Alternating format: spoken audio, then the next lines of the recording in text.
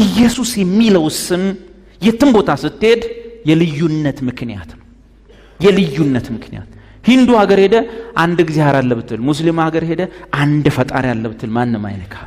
ኢየሱስ ማለት ስትጀምር ሁሉም ሰይፉን ይመዛል። ይሄን ስም ዓለም አሁንም መስማት አትፈልግም። ስለዚህ የኛ ስፍራ የት ነው? የኛ ስፍራ እቺ ዓለም አይደል? እቺ ዓለም አሁንም ለጌታችን ለመድኃኒታችን ለኢየሱስ ክርስቶስ ቦታ ልብ ስፍራ የላትም። ሃይማኖተኛውም ውሸቱን ነው። ኢየሱስ ስትለው የሚናደድ ሃይማኖተኛ ለምንድነው ሰይጣን ሌሎች ስሞች ሲጠራ ማይናደደው? ኢየሱስ ሲባል እናትህን የሚያስቆጣው፣ አባትህን የሚያስነሳብ፣ ወንድም የሚገላምጥ፣ ሌላንም ምንም አላልክም። አልሰከርክ፣ አልጠጣ፣ ሌላ ስም አልጠራ፣ ወይ ማርያም ወይ ገብርኤል አላልክ። ኢየሱስ ስትል ሁሉም የሚያድምብህ፣ ሁሉም የሚነሳብህ፣ ሰው ሁሉ የሚጠራጠር፣ አይኑን ላፈር የሚልህ የሚገላምጥህ ለምንድነው? ሰይጣን ለምንድነው ሰዎችን ወዲያው የሚያስነሳ? ይሄን ስም መጠቀም ሲጀምር ለምንድነው ሌላውን ስም ሲጠቀም ዝም ያለ በስማቸው ስትገለበስ ስትጠጣ ምንም ያላለ ምንም ሳትጠጣ ሳትሰክር ኢየሱስ ስትል ሰው ሁሉ ይነሳባል። ምንም አላልክም እኮ ሰው ሁሉ ይነሳባል። ለምንድነው ሰይጣን ለምንድን እንዲነሳ አይፈልግም? አንደኛ ያው እንድንበዛ እንዲሰጠን ስም ማን ነው? ኢየሱስ ነው። ሌላውን ስም ስትጠራ ብትል ስለማትድን ሰይጣን ምን ጨነቀው?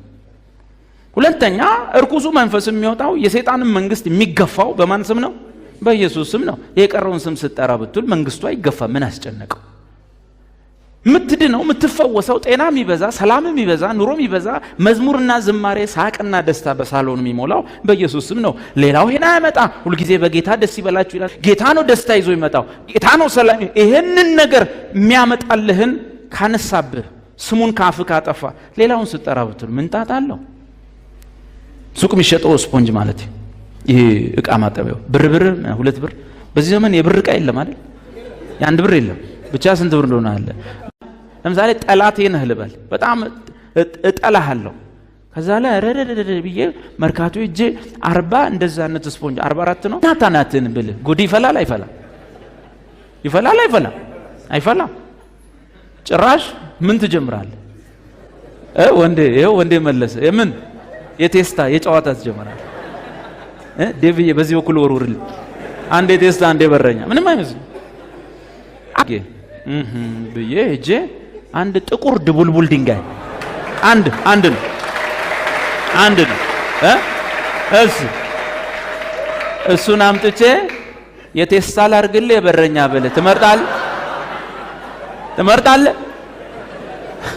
የቅድሙ ስፖንጅ መስሎስ ጅው ሳረግ ቴስታ ብሰጥ ሰው ትሆናለህ? አየህ 40 ምናምን ያሲዝህና አፍ ላይ እንትናዬ እንትና ምንም በሱ ላይ ምንም የማያመጡትን ያሲዝና፣ ዋናው ግን ይሄን ኢየሱስ የሚለውን ስም እንዳጠራ። ኢየሱስ አትበል መናፍቅ። የምን ኢየሱስ ነው? ወዲያው አባትን ያስነሳል። ይሄው ልጆ እኮ ኢየሱስ እያለ ነው። አስቁሙት። ኢየሱስ ማለት ጀምሯል። ይሄ ከመናፍቃን ጋር እየዋለ ነው። ወዲያው እናት አክስት አሜሪካ ያላጎት ሁሉ ይደውላል። አንተ ሰሞኑን ኢየሱስ የሚል ነገር አብዝተሃል አሉ። ምልክልህን $1 ከዚህ በኋላ አታገኛትም። ሁሉም ይረባረቡባል። ይሄን ስም ግን ቁጭ አድርገህ ይሄን አንድ ስም ቁጭ አድርገህ ሌላውን ሁሉ ስትጠራ ዓለም ሁሉ ካንተ ጋር ይስማማል። መንገዱ ሰፊ ነው።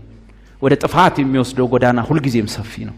ወደ ሕይወት የሚወስደው መንገድ ግን አንድ ብቻ ነው። እናመሰግናለን እግዚአብሔር ተመስገን።